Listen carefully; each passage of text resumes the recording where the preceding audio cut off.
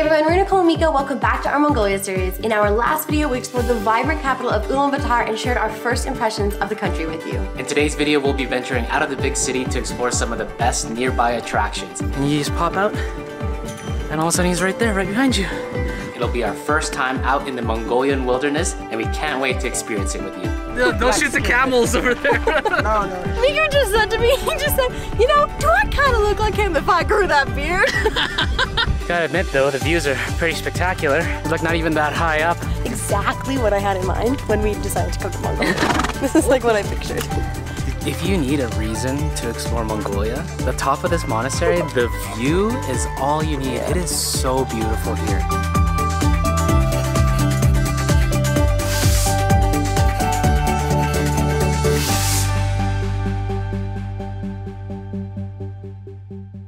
Hello, good morning. Zurich? Yes. Zurich? Nice to meet you.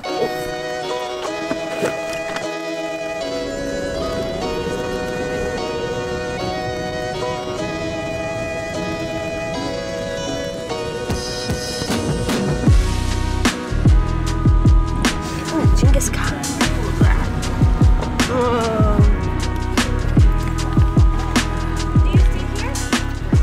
Alright everyone, we are officially outside the city, out in the wild Mongolian air, and wow, we are at our first stop. This is the Chinggis Khan Statue Complex. It is massive. It's humongous. It's just 1 hour outside of the city, and all of a sudden you come up and there's just like, there's so much land here, so much space. I feel like we've hardly seen any people like living around here, and then there's just this giant statue just in the middle of everything. Humongous. I'm not sure if we mentioned this in the last video, but the population density outside of the big city is like 1 or 2 people per square kilometer. And I feel like we just passed through like a few 50 square kilometers worth of people. And the kids. Right around the tourist attraction. So it's a little bit busier here than normal, but this statue is a 40-meter tall stainless steel statue commemorating the great Genghis Khan. Yes. And it is I think the tallest equestrian statue in the world. In the world. I love that, like everything just has a claim to fame, you know? So this is the tallest equestrian statue. Well, I mean, it is pretty remarkable. It's really remarkable.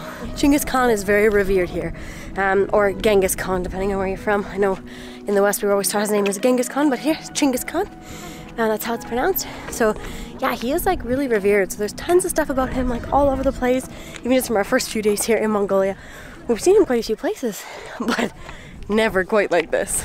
I don't think I've ever seen a fully stainless steel statue. Like, look, it's like polished stainless steel. I guess the location for this statue was chosen because he found a gold whip here. There must be some relevance with that. I don't really know what the relevance of the gold whip is. And I guess he's facing eastward, which is the direction in which he was born. We're coming up, buddy. Coming up, pal. Okay, so to get inside the statue complex, it was 20,000 Turkic each, which is not too bad. It gives us access to like this center building. I think they call this a museum. They call it a museum, but all I see are souvenir shops, coffee shops. There's some pictures and like some sort of mementos. And there's a giant boot there, which is kind of cool. And then just like a big wall of people. So that's kind of cool. Different Mongolian people. Looks like we got a big crowd. Yeah, the buses, literally tour buses are pulling up, so I think we're trying to get a lot of people here.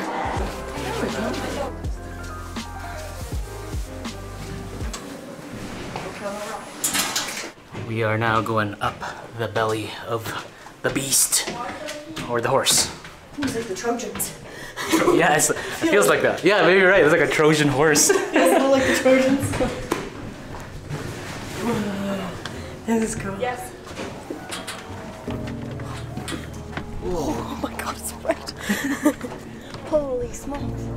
And you just pop out, and all of a sudden he's right there, right behind you, looking down on you.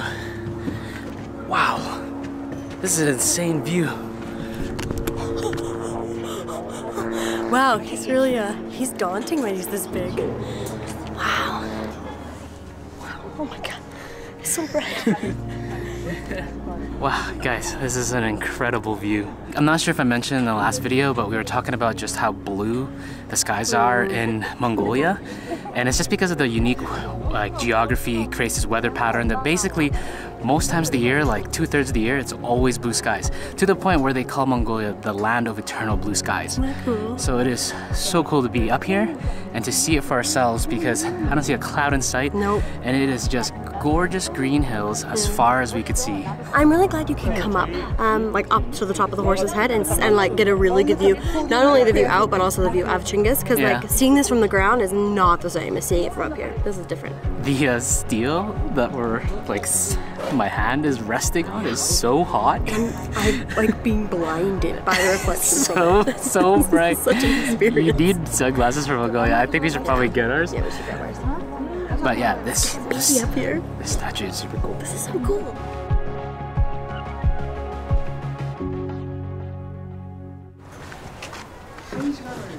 I just realized we walked back into his crotch. Oh yeah. Because we're on top of the horse, so we're like walking down the horse's neck, right into Chinggis' midsection. So that's where he popped out of. That's so inappropriate. I did not recognize that. Oh, sorry. We try and keep this channel PG, but that's too funny not to point out. Miko just said to me, he just said, you know, do I kind of look like him if I grew that beard? I don't know. I mean, look at... You know what? I kind of see it because Mongolians and Miko have like wider faces, we really noticed. So your face fits in there. You have the nice high cheekbone structure that he has, and we've noticed many Mongolians have. I don't think you can grow that beard though, babe. I really don't think I can grow that beard, so I think... You're not related. Nah, actually, maybe not. you are related. Okay, I read, I don't know how true this is, that 0.5% of the entire population in the world is genetically related to Genghis Khan. Oh. So Whoa. maybe he's your great-great-great-great-great-great-grandfather. I can see, I don't know, I can see a little bit of resemblance behind the beard. He didn't really pass that gene down to me, that so. gene on, but the rest.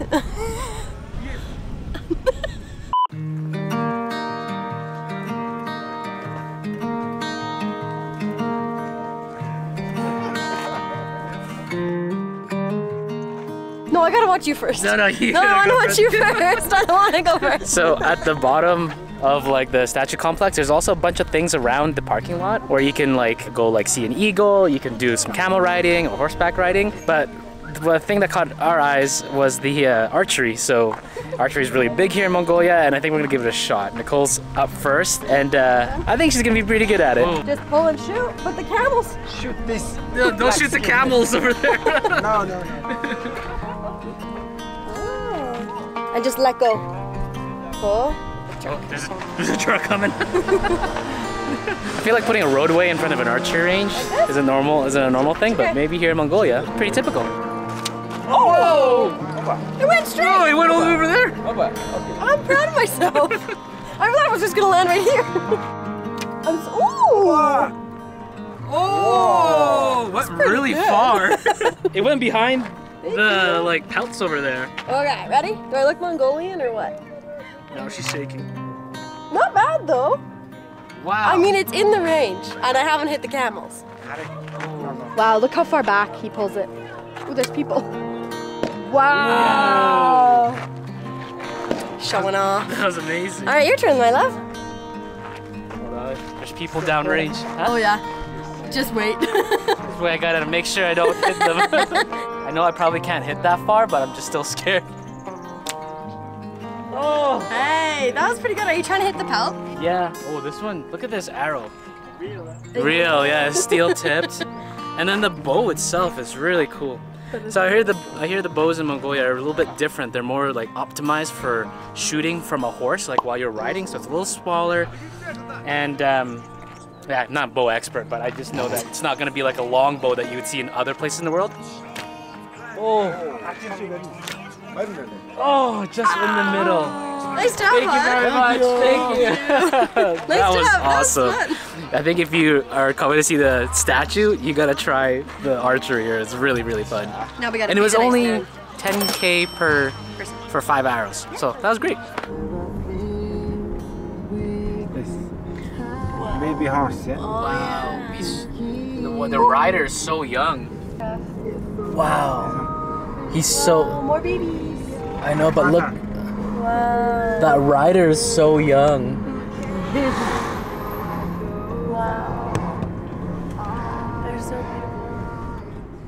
beautiful. It only took one kiss to know that you're everything I need. Everything I need. So tell me now, because I just have to know. Do I make you wanna run away with me? Do I really make you feel like you don't need anyone? Do I make you wanna run? Just be wild and free. Do I really make you feel like you don't need anyone else? Like you don't need anyone else? Because all I need is you. So we just entered the Terelj National Park, and immediately things are a lot greener. And it's funny, Nicole and I were saying that the landscape with the hills and just some of the rivers and just the type of like, even the grass and the trees, it really reminds us of back home in Western Canada. Yeah. The only difference are all the camels. Well, yeah, which I think have just been brought here for tourism, but there's also, of course, a ton of horses. So yeah, we won't find camels in Canada, but the rest of it looks very, very similar.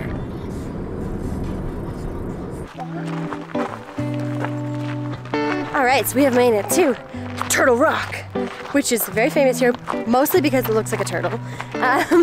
It's really beautiful. Like, it really does actually look like a turtle. Yeah, it's pretty cool. Yeah, it's actually really cool. But there is a bit of like, not mythology, I don't know if that's the right word, also around this place. So I guess in, I think like the 1600s or something, there was a Khan or a king who they think came here and stashed a bunch of treasure after a big battle.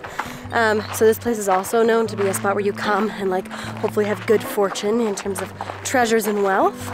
So that is another reason to visit. To be honest, guys, I'm not exactly sure what we're doing here. I think we just kind of walk up to the base of the big rocks of the Turtle Rock and then just hang out. I think we're just gonna have a little bit of lunch here, but if you're expecting to like summit the turtle or anything like that, I don't think this is the place. This place really does remind me of Canada though, hiking in Western Canada, minus the massive mountains. But the terrain like that we're even walking on is very, very similar. Just need more pine needles around us. It's kind of interesting because like once you obviously get like to the turtle, it no longer looks like a turtle. So now it's just a pile of rocks. We're just climbing the pile of rocks. I gotta admit though, the views are pretty spectacular. We're like not even that high up the turtle. And as you can see behind me, we already have amazing views of the valley of Terelj National Park.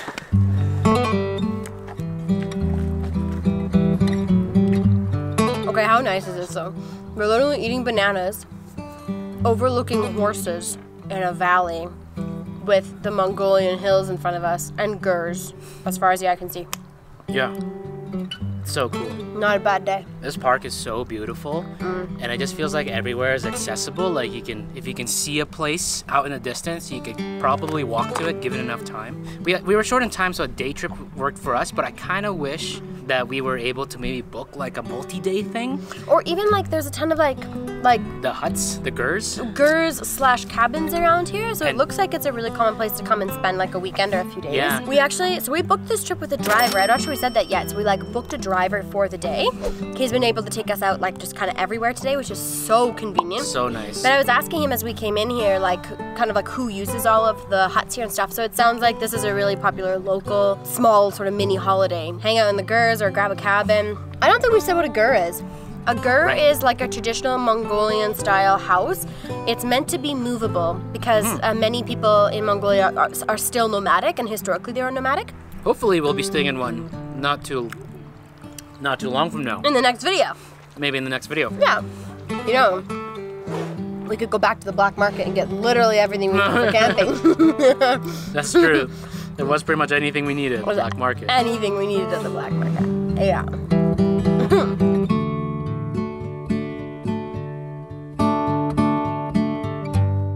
All right, guys, next up is we're gonna go to a monastery, but we're gonna go the Mongolian way by horseback. Yeah, it was only one way to the monastery, it's 20,000 each, but we have to pay for a guide to take us there. So 60,000 altogether, not too bad. Well, I'm a little nervous. Last time I was on a horse, we were in Cappadocia, and it almost threw me off. And it was kind of terrifying. Yeah, that was in Turkey, and I gotta say, they had, although at the time I didn't think like really any safety measures, but at least we wore a helmet last time. This time, I think we're just gonna jump on a horse and see how it goes. Not so risky.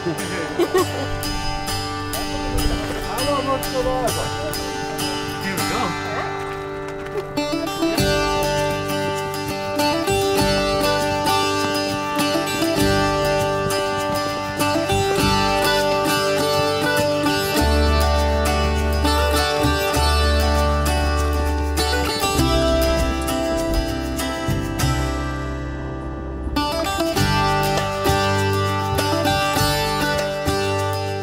I gotta say, this is probably one of the most peaceful ways to traverse through Mongolia, even if it is only for just 45 minutes.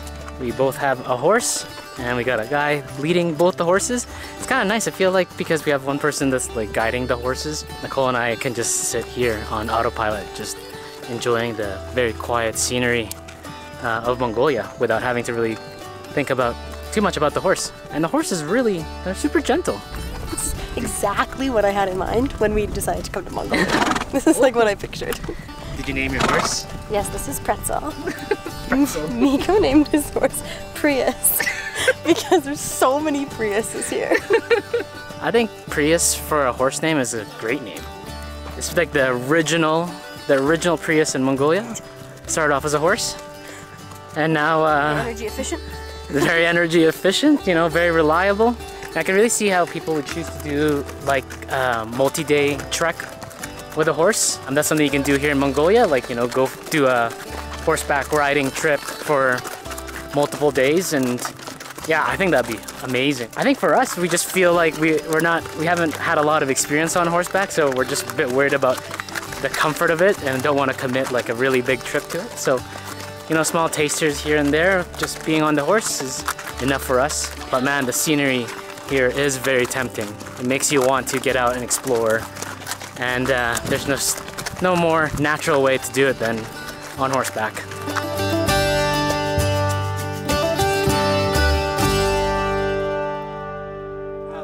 Thanks for a great ride, guys. All right, the horse got us all the way up to the base of the monastery though. Now it's a bit of a walk up, I think. Yeah. All the way up. And it's just more beautiful landscape. This park is amazing. Yeah, and it's so close to Ulaanbaatar. That's what I love about it. Yeah. So you can do all of this still in a day. So as we get closer to the temple, we're seeing a lot more kind of monuments for the area. And there's a really cool one here. This writing, this is actually the original Mongolian script. Nowadays they use the Cyrillic alphabet, but it's kind of cool to see what it originally was.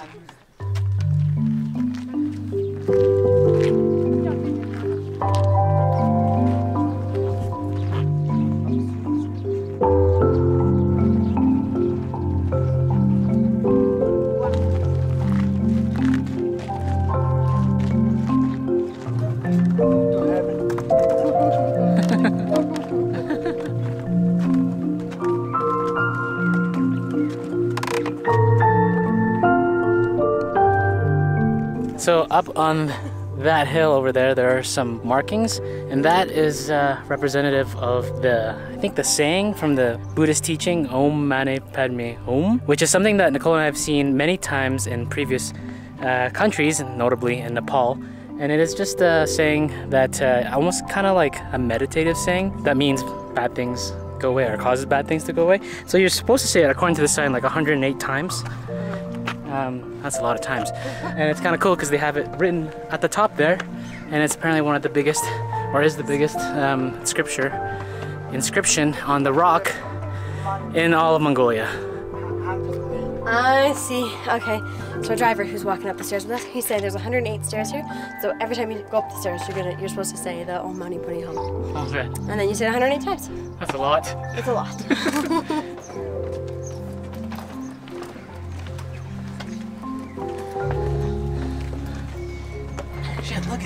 She did have luggage and a child. And she was like 10.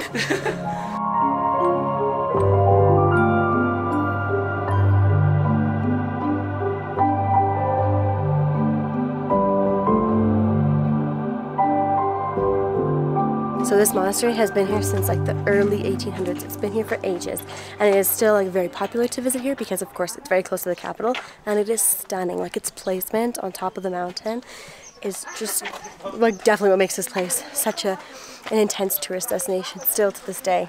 Honestly, like if you need a reason to explore Mongolia, the top of this monastery, the view is all you need. It is so beautiful here. Yeah. The monastery itself is also very stunning. gorgeous, but I'm just like blown away by the landscape I'm seeing.